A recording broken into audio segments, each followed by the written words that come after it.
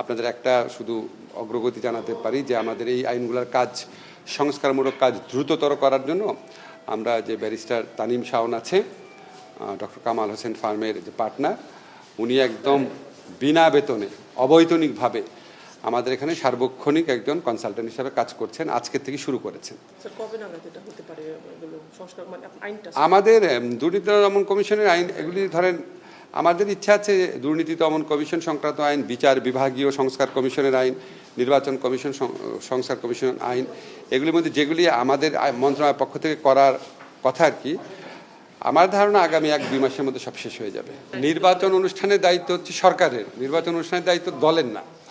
নির্বাচন অনুষ্ঠানে সরকার দৃঢ় প্রতিজ্ঞ, সকল কিছুই আমাদের যত স্টেপস আছে সকল কিছু আমরা মাথার মধ্যে এটাই রাখছি যে ফেব্রুয়ারিতে নির্বাচন, আমরা ফেব্রুয়ারিতে চলে যাব।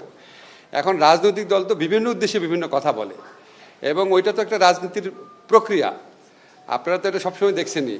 এখন বাংলাদেশে যারা ট্র্যাডিশনালি যে সমস্ত রাজনৈতিক কথাবার্তা হতো এখনও ঠিক ওই রকমভাবেই কথাবার্তা হচ্ছে, কথাবার্তা খুব বেশি গুণগত পরিবর্তন হয় নাই।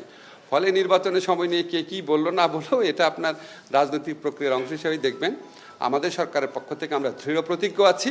আমাদের স্যার একজন সর্বজন স্বীকৃত একজন বিশ্ব পর্যায়ে নন্দিত মানুষ, উনি নিজে ঘোষণা করেছেন এবং ওনার এই ঘোষণার থেকে আমাদের পিছিয়ে আসার বিন্দুমাত্র মানে চিন্তা নাই, বিন্দুমাত্র চিন্তা নেই।